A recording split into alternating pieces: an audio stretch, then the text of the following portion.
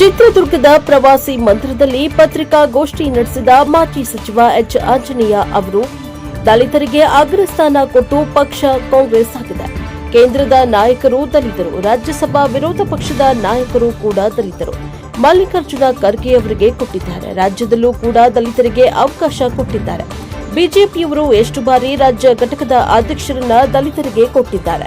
Mister Karjol ಎಂದು H Anjaneya ವಾಗ್ದಾಳಿಯನ್ನ ನಡೆಸಿದ್ದಾರೆ.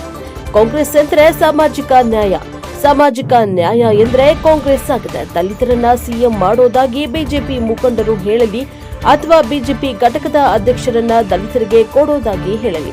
ಇನ್ನು ಮಲ್ಲಿಕಾರ್ಜುನ ಖರ್ಗೆ ಅವರೇ ಹೈಕಮಾಂಡ್ ಆಗಿದ್ದು, ರಾಷ್ಟ್ರೀಯ ಅಧ್ಯಕ್ಷರು 2008ರಲ್ಲಿ ಮಲ್ಲಿಕಾರ್ಜುನ್ ಖರ್ಗೆ ಅವರ ಅಧ್ಯಕ್ಷತೆಯಲ್ಲಿ ಚುನಾವಣೆ ನಡೆದಿದ್ದು, ಪಕ್ಷ ಅಧಿಕಾರಕ್ಕೆ ಬಂದಿದ್ರೆ ಅವರೇ ಸಿಎಂ ಆಗ್ತಾ ಇದ್ರು. ಸಿಎಂ ಆಯ್ಕೆ ಅದು ಜನಾದೇಶದ ಮೂಲಕ ಆಗಬೇಕು. ಚುನಾವಣೆಯಲ್ಲಿ 135 ಸ್ಥಾನ ಗೆಲ್ಲುವ ಮೂಲಕ ಸಿದ್ದರಾಮಯ್ಯ ಸಿಎಂ ಆಗಿದ್ದಾರೆ. ಸಿದ್ದರಾಮಯ್ಯ ಅವರು ಚುನಾವಣೆಯಲ್ಲಿ ಕೊಟ್ಟ ಭರವಸೆಯಂತೆ ಗ್ಯಾರಂಟಿಗಳನ್ನ ಜಾರಿಗೆ ತಂದಿದ್ದಾರೆ. ಸಿದ್ದರಾಮಯ್ಯ ಅವರು ಎಲ್ಲದನ್ನ ನಿಭಾಯಿಸಿ ನೇರವಾಗಿ ಜನರ ಉದ್ಧಾರ ಮಾಡ್ತಾ ಇದ್ದಾರೆ. ಈ ಸಂದರ್ಭದಲ್ಲಿ ಅವರ ಬದಲಾವಣೆ ನಿರ್ಧಾರ ಮಾಡುವುದು ಹೈಕಮಾಂಡ್ ಆಗಿದ್ದು, ಹೈಕಮಾಂಡ್ ಹೇಳಿದ ಹಾಗೆ ಕೇಳುವುದಾಗಿ ಸಿದ್ದರಾಮಯ್ಯ ಕೂಡ ಹೇಳಿದ್ದಾಗಿ ಎಚ್ ಆಂಜನೇಯ ಪ್ರತಿಕ್ರಿಯೆ ನೀಡಿದ್ದಾರೆ. Bureau report Harish Nayakanahatti, NKS ಟಿವಿ4 ಚಿತ್ರದುರ್ಗ. ಸ್ಥಾನವನ್ನು ಕೊಟ್ಟಿರತಕ್ಕಂಥ ಯಾವುದಾದ್ರೂ ಒಂದು ಪಾರ್ಟಿ ಇದೆ ಅಂದರೆ Congress party. All India Congress president ದಲಿತರು, ರಾಜ್ಯಸಭೆಯಲ್ಲಿ ವಿರೋಧ ಪಕ್ಷದ ನಾಯಕರಾಗಿರೋರು ಮಲ್ಲಿಕಾರ್ಜುನ ಖರ್ಗೆ ಅವರು 2 ಸ್ಥಾನ ಕೊಟ್ಟಿದ್ದಾರೆ ಅಲ್ವಾ. ಇಲ್ಲಿ ಕೂಡ ಎಷ್ಟು ಜನರಿಗೆ ಅವಕಾಶ ಕೊಟ್ಟಿದ್ದಾರೆ ನೋಡಿದ್ರೆ KPCC ಅಧ್ಯಕ್ಷರು ಎಷ್ಟು ಜನ ದಲಿತರು ಮಾಡಿದ್ದಾರೆ. ಕೆ ಚಿರಂಗನಾಥ್ ಅವ್ರನ್ನ 2 ಸರ್ತಿ ಮಾಡಿದರು, ಪರಮೇಶ್ವರ್ ಅವರು ಮಾಡಿದರು, ಮಲ್ಲಿಕಾರ್ಜುನ ಖರ್ಗೆ ಅವರು KPCC ಅಧ್ಯಕ್ಷರಾಗಿದ್ದರು ಅಲ್ವಾ. BJP ಅವರು ಎಷ್ಟು ಸರಿ ದಲಿತರನ್ನ ಈ ರಾಜ್ಯದ BJP ಘಟಕದ ಅಧ್ಯಕ್ಷರು ಮಾಡಿದಾರಪ್ಪ. ಮಿಸ್ಟರ್ ಕಾರಜೋಳ್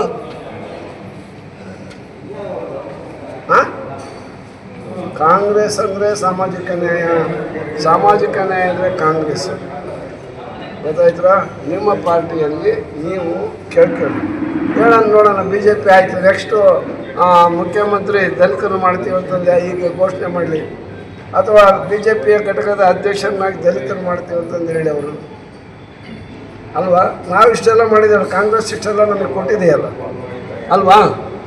ಖುದ್ದು ಅವರೇ ಹೈಕಮಾಂಡ್ ಅಲ್ರಿ, ಅವರೇ ಆಲ್ ಇಂಡಿಯಾ ಕಾಂಗ್ರೆಸ್ ಪ್ರೆಸಿಡೆಂಟು. ಅಷ್ಟೇ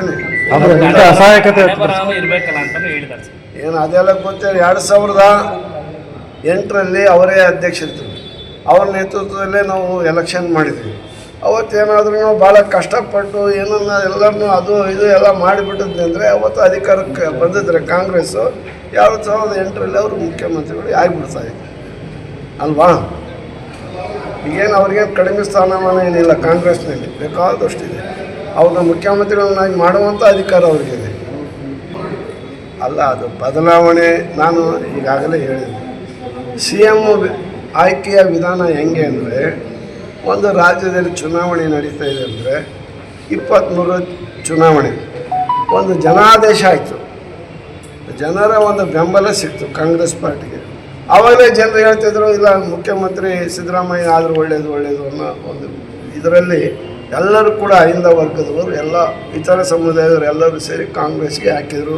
ಕಾಂಗ್ರೆಸ್ಸು 135 ಸ್ಥಾನವನ್ನು ಗಳಿಸಿಕೊಡ್ತು. ಆಮೇಲೆ ಶಾಸಕಾಂಗ ಸಭೆ ಕರೀತಾರೆ, ಒಬ್ಬ ಮುಖ್ಯಮಂತ್ರಿನ ಯಾರು ಮಾಡಬೇಕು ಅಂತೇಳಿ.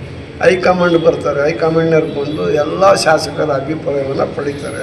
ಅಭಿಪ್ರಾಯ ಪಡೆದಂಥ ಸಂದರ್ಭದಲ್ಲಿ ಸಿದ್ದರಾಮಯ್ಯನವ್ರ ಪರವಾಗಿ ಶಾಸಕರು ಅಭಿಪ್ರಾಯ ಪಡ್ತಾರೆ, ಇವರೇ ಮುಖ್ಯಮಂತ್ರಿ ಅಂತೇಳಿ ಸಮ್ಮತಿಸಿ ಹೈಕಮಾಂಡು ಇವರನ್ನು ಮುಖ್ಯಮಂತ್ರಿಯ ಅಭ್ಯರ್ಥಿಯನ್ನಾಗಿ ಮಾಡ್ತಾರೆ. ಅವತ್ತಿನಿಂದ ಇವತ್ತಿನವರೆಗೂ ಕೂಡ ಮುಖ್ಯಮಂತ್ರಿಗಳಾಗಿ CM ಸಿದ್ದರಾಮಯ್ಯನವರು ಮುಂದುವರೆದಿದ್ದಾರೆ.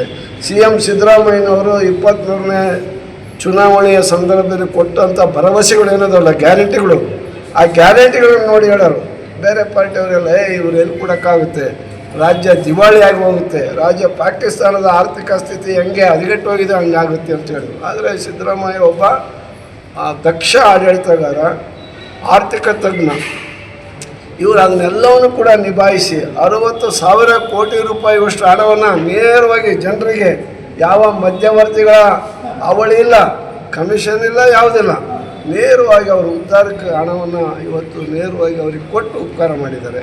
ಒಳ್ಳೆಯ ಆಡಳಿತವನ್ನು ನಡೆಸ್ತಾ ಇದ್ದಾರೆ. ಇಂಥ ಸಂದರ್ಭದಲ್ಲಿ ಅವ್ರನ್ನ ಬದಲಾಯಿಸಬೇಕು, ಬೇಡವೋ, ಇರಬೇಕು, ಮುಂದುವರಿಸ್ಬೇಕು ಅನ್ನೋ ನಿರ್ಧಾರ ಮಾಡೋರು ಯಾರು? ಹೈಕಮಾಂಡ್.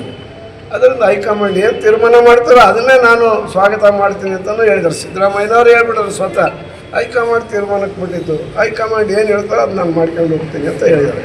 ಅದರಿಂದ ಒಬ್ಬ ಕಾಂಗ್ರೆಸ್ಸಿಗನಾಗಿ, ಒಬ್ಬ ಶಿಸ್ತಿನ ನಾಯಕನಾಗಿ ಹೈಕಮಾಂಡಿಗೆ ಭಾಳ ವಿಧೇಯತೆಯಿಂದ ಹೇಳಿದ್ದಾರೆ ಸಿದ್ದರಾಮಯ್ಯನವರು.